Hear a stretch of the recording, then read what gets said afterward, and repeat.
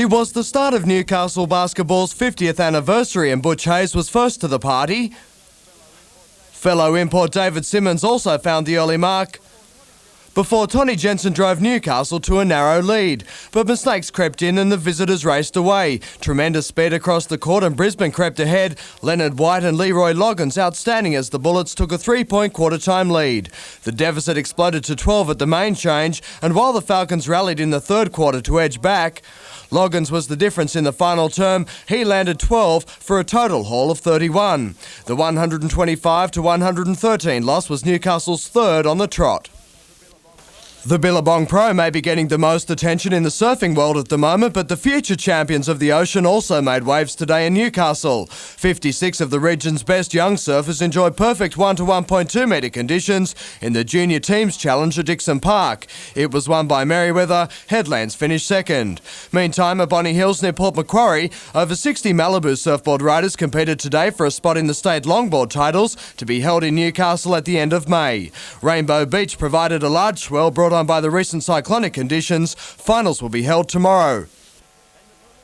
And the preliminary heats of the 8th annual Trackmasters were held a short time ago. Tonight's program at the Newcastle Showground involves speedway solos, sidecars, motocross, dirt track, post-classic and Harleys.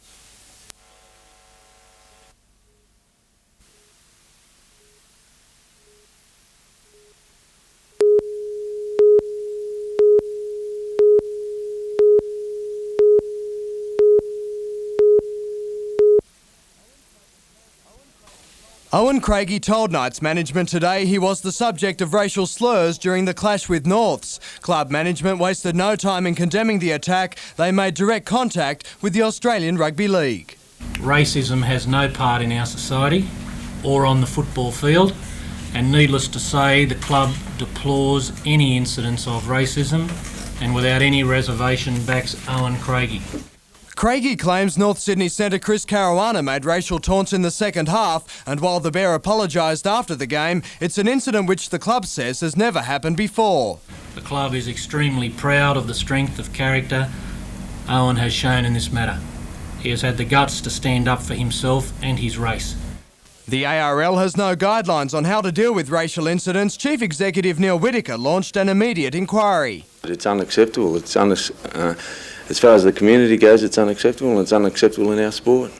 It's not the first football code to come under attack for its lack of standards. Last year, the AFL was forced to take action after an incident involving Essendon's Michael Long.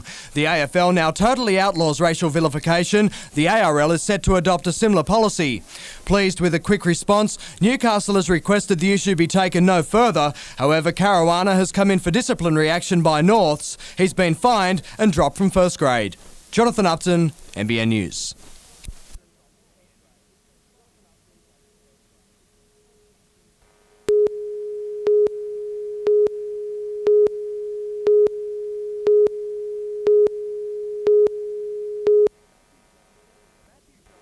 Matthew Johns left for the meeting with the ARL's judiciary a short time ago. He'll answer a high tackle charge resulting from this. Johns wouldn't be drawn on whether he thinks he'll be sidelined, but his defence will work around the theory the tackle was nothing more than reflex. When I did hit him, I thought I may have got a caution and maybe had to go down to the judiciary, but I was a little bit surprised when he sent me straight off.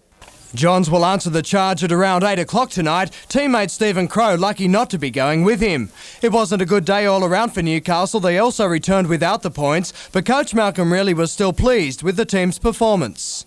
Look, after 12-0 and after we had 13 players on the park, I'm very convinced that we would have come home with a good win.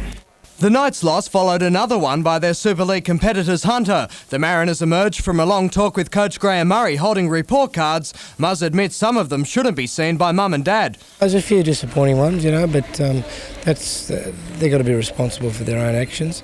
And I give them a report every week and I scale it from 0 to 10. There's no 10s.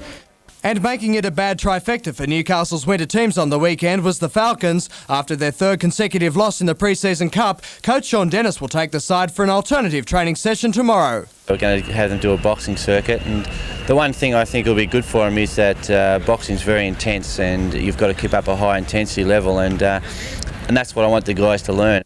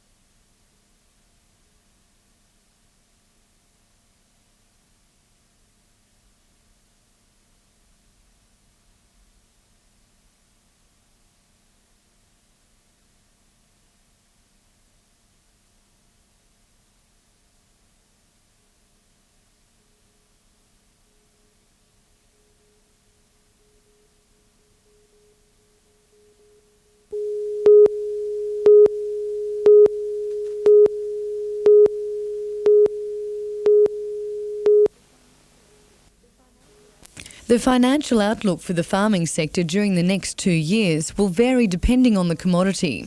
Higher export returns are expected to underpin an improvement in Australian cattle prices, with live cattle exports a highlight of the beef market.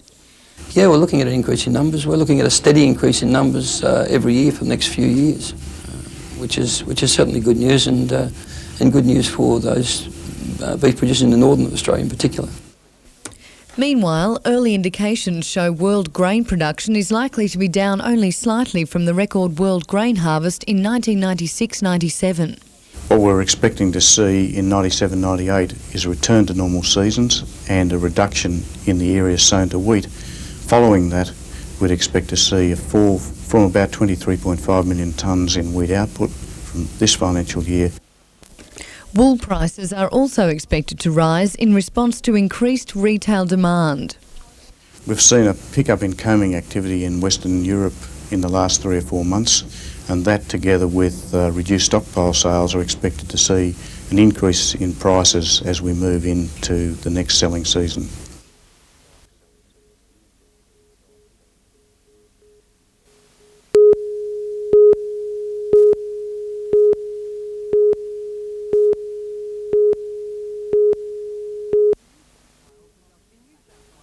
In New South Wales, the government taxes racing profits at 52%, compared to Victoria, where the rate is just 28%.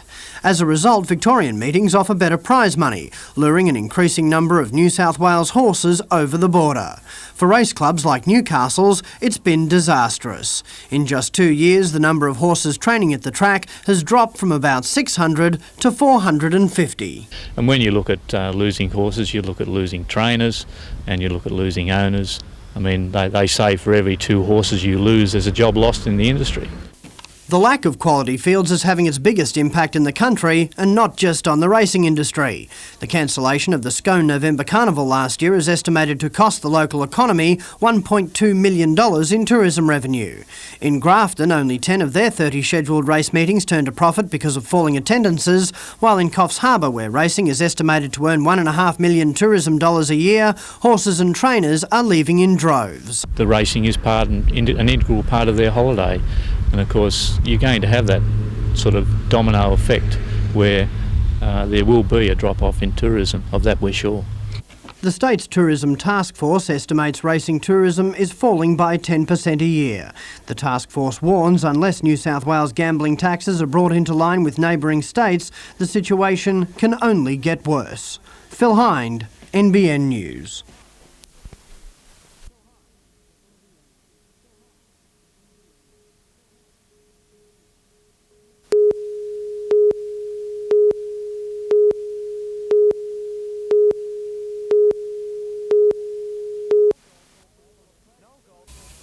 Noel Goldthorpe was full of praise for Tony Iro on NBN's Footy Show on the weekend.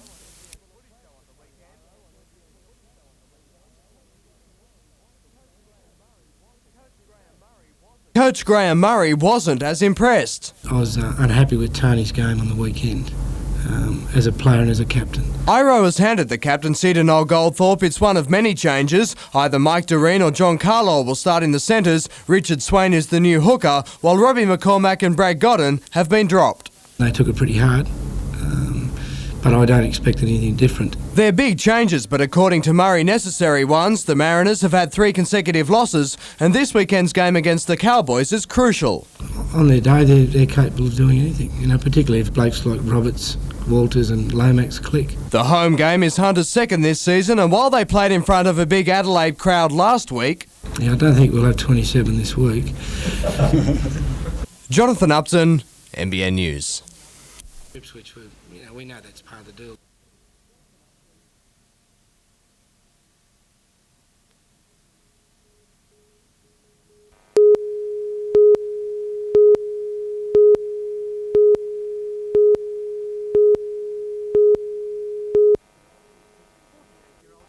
"48-year-old Chief Superintendent Terry Collins is a 25-year police veteran. His job now, to implement a sweeping restructure of the police command in the Hunter region.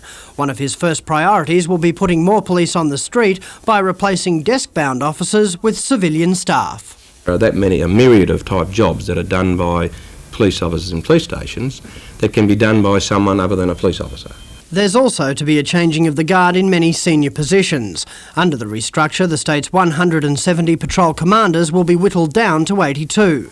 Chief Superintendent Collins says he's looking for so-called new age patrol commanders in the Hunter. However, some of those already in the job aren't keen to take on the new role. Some people have already indicated that they didn't want to go through the process, and in fact elected not to. The new regional commander's biggest challenge will be to rebuild morale in the wake of the Wood Royal Commission. He admits it will take time. If we want to keep kicking people, if we want to keep deriding them and finding fault, we've got a real problem. Although he's been in Newcastle since Monday, Chief Superintendent Collins won't officially take over the reins as regional commander till the 1st of July. Phil Hind, NBN News.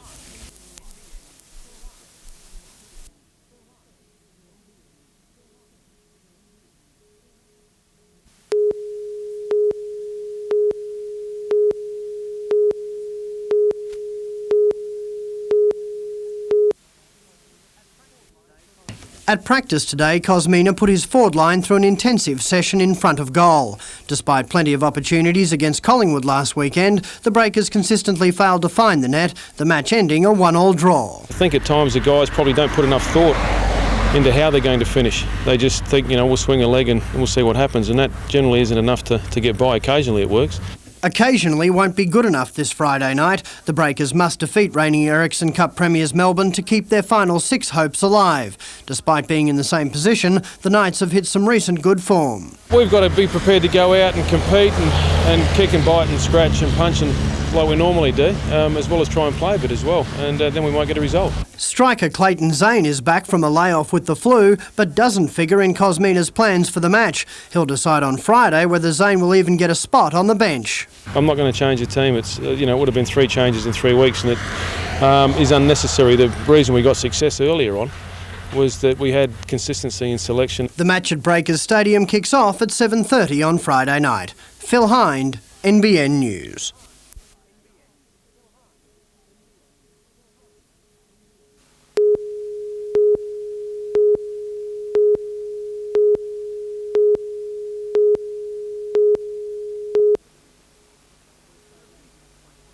The receivers appointed to Rundle say they've now finalised staff numbers after deciding to keep the clothing manufacturer as a going concern. Of the 250 on the shop floor, 45 have opted to take redundancy packages and leave. It leaves numbers enough to ensure the factory can continue to operate. Oh, we're very pleased about that. I'm very pleased personally about that. However, it's understood many of those leaving the company are senior staff. While his cousin Lindsay has now also left the management team, Peter Rundle is staying on. In what capacity is still up to the receivers. My role hasn't been defined. I'm here and I think I'm going to be offered a position by the receiver, but I haven't had a formal offer yet. The Rundles haven't given up all hope of regaining their 90-year-old family business. Head of the giant FAI insurance group, Rodney Adler, contacted the Rundles earlier this week for talks. However, at this stage, they're just talks. I'll be pleased to see the offer, but I haven't seen it yet. Phil Hind, NBN News.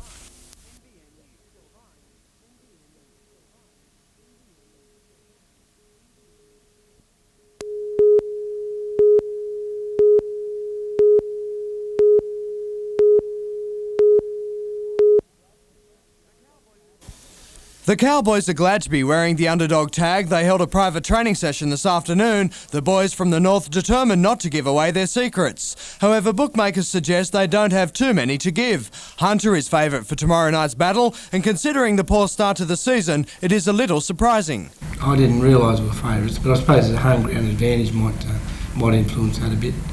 And I suppose the Cowboys have only won 1 out of 3, so maybe the home ground just weighs in our favour.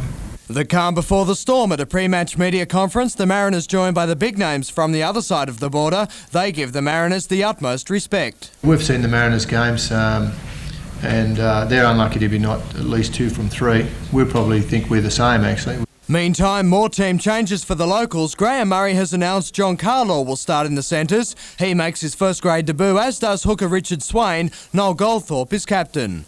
Jonathan Upton, NBN News.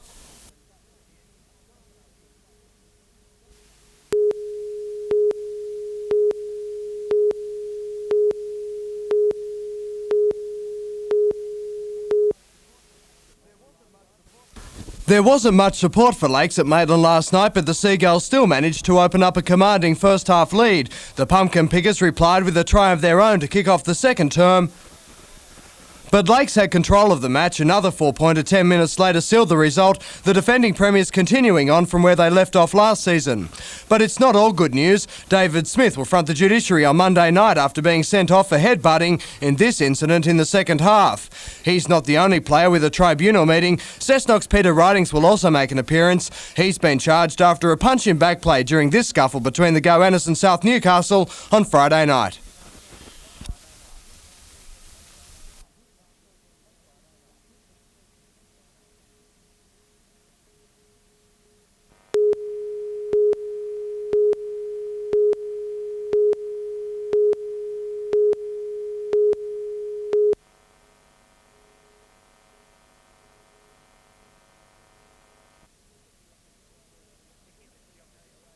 To keep the opposition to zero. We're not going to get carried away, you know. We worked hard for it, and tomorrow we'll be focusing on the Roosters game on the Friday night.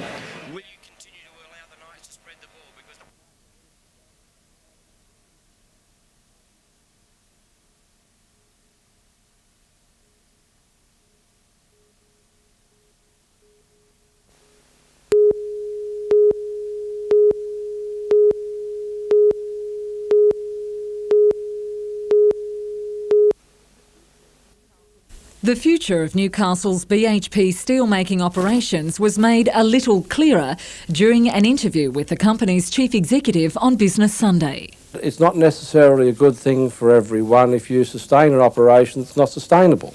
That puts everybody at risk. BHP's steel division has experienced a severe slump. It's expected major changes will take place following the recommendations of an internal review yet to be released.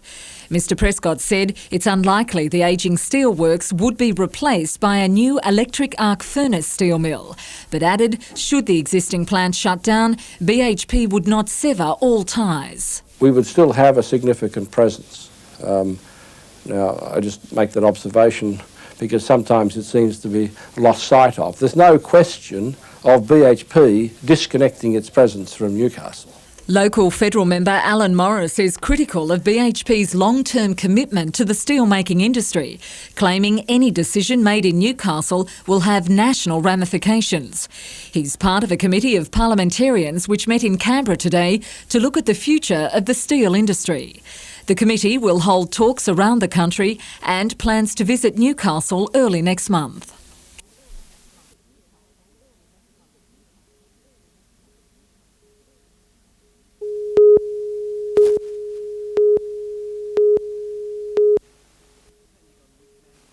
Depending on which magazine you read, Newcastle is one of the most livable cities in Australia or one of the less livable. 5 years ago, our beaches, lake and low cost of living made Newcastle a highly attractive city. Now, Personal Investment magazine sees Newcastle in a different light, an unemployment rate of 11.4%, only average earnings and a higher crime rate. You know, I think it's appalling that we've got the unemployment rate that we have, particularly for young people. And it's terrible that I think a lot of our public infrastructure services have been not as good as they could be. Lord Mayor Hees says council has taken the survey results seriously, but he's quick to add that Newcastle is set to improve, with almost $90 million in private sector investment to take place over the next 2 years. I think actually Newcastle has actually improved since '92. I just don't think that these surveys are picking up the effects of that yet. For the record, the magazine rated Newcastle's weather and the cost of living as the best in Australia. Sydney was voted Australia's best city. Blake Doyle, NBN News.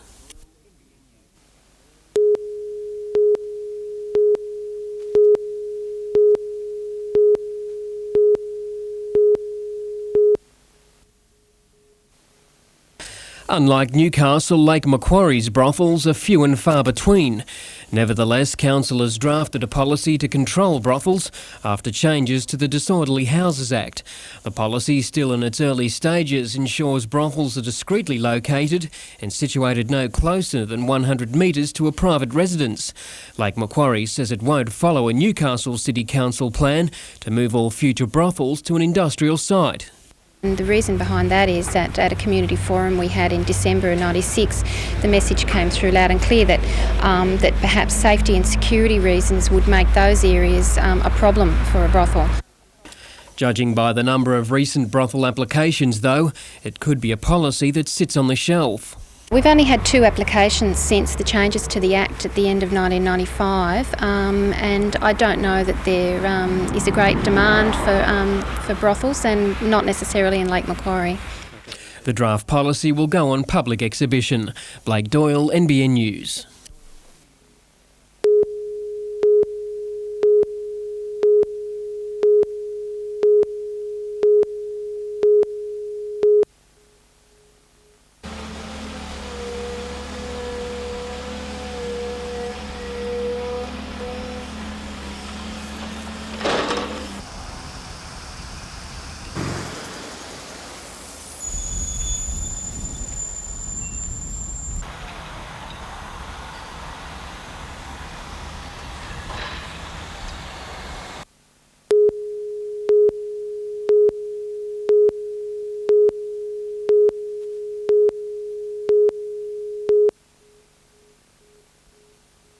He's been a dream horse for connections, and trainer Peter Eggleston bought for just $7,000. Valance has already returned more than $581,000. It's been a quick rise to stardom for the champion 4-year-old. Relaxed from a spell, Valance enjoyed a quiet walk at home today, but tomorrow marks the start of his next campaign. He'll race in the $10,000 Open Handicap in Newcastle, and while he's drawn barrier 1, he hasn't been missed by the handicapper. He's caught up with him up here, but it was a nice race to start him off in, so we decided to run him in Newcastle. It's the start of what will hopefully be a successful autumn. He'll have another run at Randwick in the All-Age Stakes in a fortnight, and one more run at Rose Hill before he goes away. The Rich races in Queensland will end the campaign. Eggleston is ultimately aiming for a shot at the Brisbane Cup.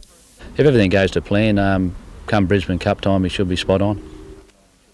Gary Harley is shying away from Valance's race for his tip tomorrow. The big fella is saving his money for the last. He likes number 2, On With The Dance. Meantime, Max Lee's promising 2-year-old Hugh Caldsir is back home after a gallant 6th in the Golden Slipper. At 500 to 1, the Bay Gelding missed the start before running home and just missing the prize money. Another place would have done. If he'd have ran 5th, it was 50,000 for 5th. Hugh Caldsir will race in the Sire's Produce on Monday before a spell. Max Lee's hopeful he'll return an even better 3-year-old. I think he'd make a 3-year-old. He's a lovely horse, and he's bred very stoutly on the dam side. His mother was a half-sister to Sky Bay that ran 3rd in this year's Cup. Jonathan Upton, NBN News.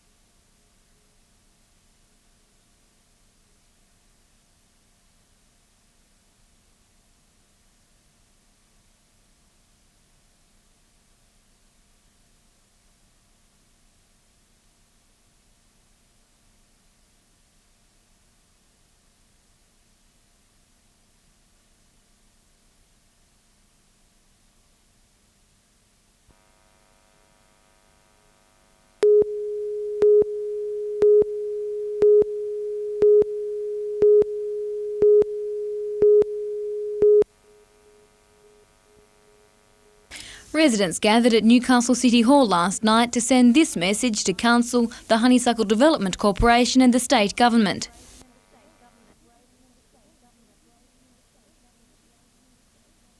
The meeting was held to protest against plans to build a $43 million luxury hotel and condominium development on the Merriweather Street Wharf site. 2 weeks ago, Council rezoned the area, allowing the proposal to proceed. But residents claim their concerns have been ignored. We think that there has been very little community participation. There are no community representatives on the Honeysuckle board, and I think that will have to change. In a poll conducted by the Newcastle Herald, which surveyed more than 7,500 people, 90% said they were opposed to the hotel development. But the Lord Mayor Greg Hees questioned the validity of the poll. The point is that I think that that's a biased sample. The people who ring up to these things are people who object. Those who are in favour don't bother. Mr Hees denied claims that council wasn't listening to the public, saying major concessions had been made by the developers to increase the open space. Residents say they are not against development and would support hotel proposals south of Wharf Road, such as the rival Richard Owens consortium. The fate of the waterfront area will be decided at a council meeting tonight. Simone Cobb, NBN News.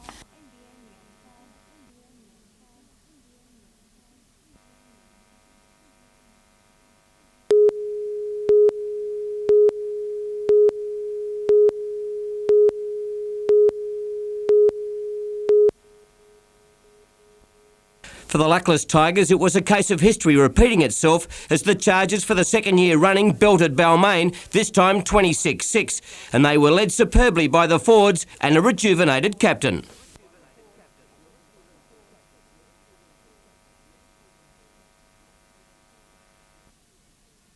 We haven't got a big pack, but we've got a very mobile pack, and we'll just get over the top of their pack and then let our backs have a bit of room to move. So we work real well, and we trained hard during the week after it was a very poor performance last week, but we come up well this week. While Graham Mackay is in great form, another standout was the senior citizen of the Chargers' young outfit. Martin Bella showed State of Origin touch, and he's loving it. This crowd of boys, starting from nothing last year, and the basis is still the same this year. To see the development in them since our first game last year is amazing, and it's a tremendous feeling, one of the best feelings I've had for a lot of years. Coach Economides was lavish in his praise for his halves, especially Wes Patton.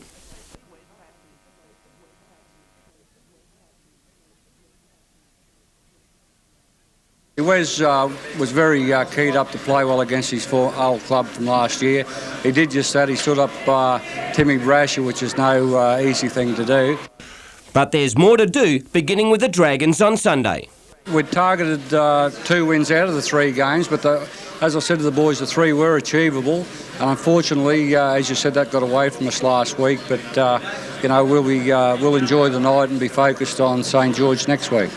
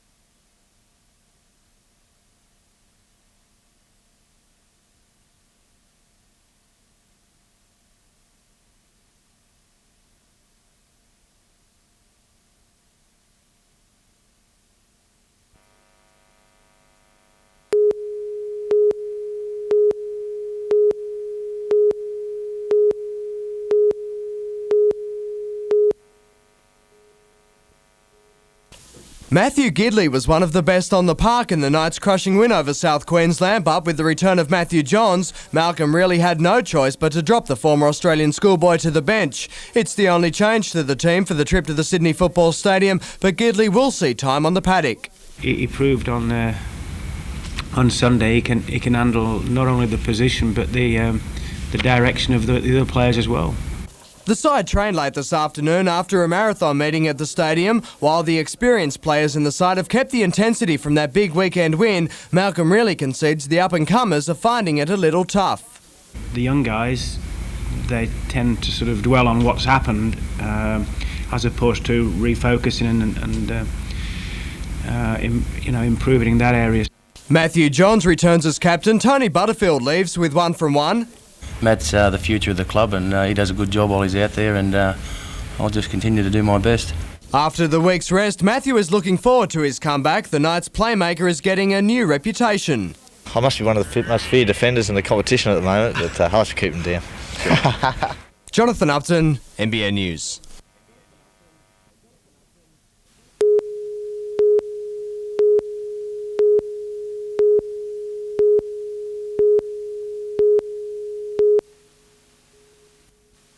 Easter offers Christians a time to reaffirm their faith, focusing on the death and resurrection of Jesus Christ. The Easter message from Bishop Michael Malone, the Catholic Bishop of Maitland and Newcastle, concentrates on the symbol of the cross.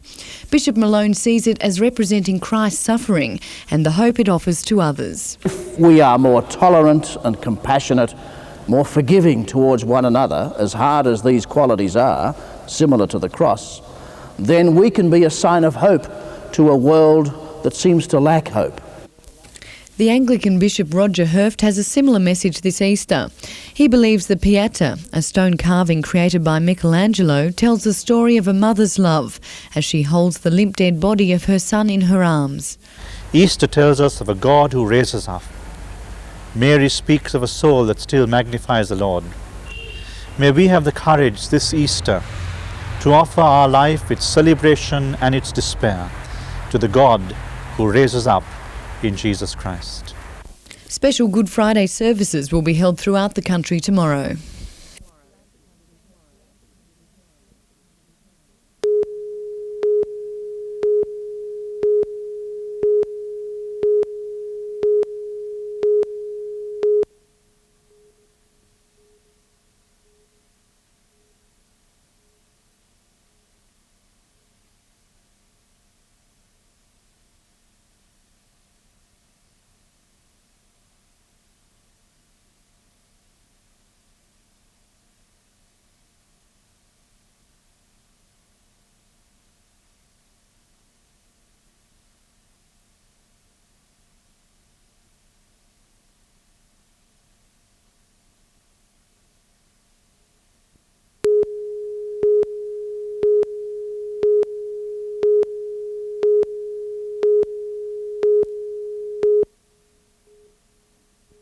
Easter is a time filled with tradition. One of the most potentially deadly is travelling on the roads. The Pacific Highway was again a congested artery. Northbound holiday makers edging forward at about 10 kilometres an hour from Heatherbrae through Raymond Terrace towards Karua. The winding trail stretching about 4 kilometres. The traffic today is heavy, but so far the traffic's still been able to keep moving even at a slow pace, and therefore it hasn't created any problems at this point in time. Northbound traffic was heavy on the F3 approaching the Newcastle exit, motorists creeping along at about 10 kilometres an hour. Tow truck drivers sat idle, complaining that business was down by as much as 50% from last year. There's been a lot of niggly little bumps, that's about all, but anything serious around this area where I look around between Beresford, East Maitland and Hexham and that, there's been none. Kit Kats and drinks tempered the patience of travellers. This husband and wife team drumming up a brisk trade at the Driver Reviver stop near the John Renshaw Drive roundabout. It's getting busier every year now. Many people stopping. Not so lucky this morning was the driver of this sedan, veering off Rugby Road at New Lambton into a power pole before splintering a wooden fence. Parts of the vehicle were strewn across the road. Police are still searching for the driver who rushed from the scene. Vanessa Spark, NBN News.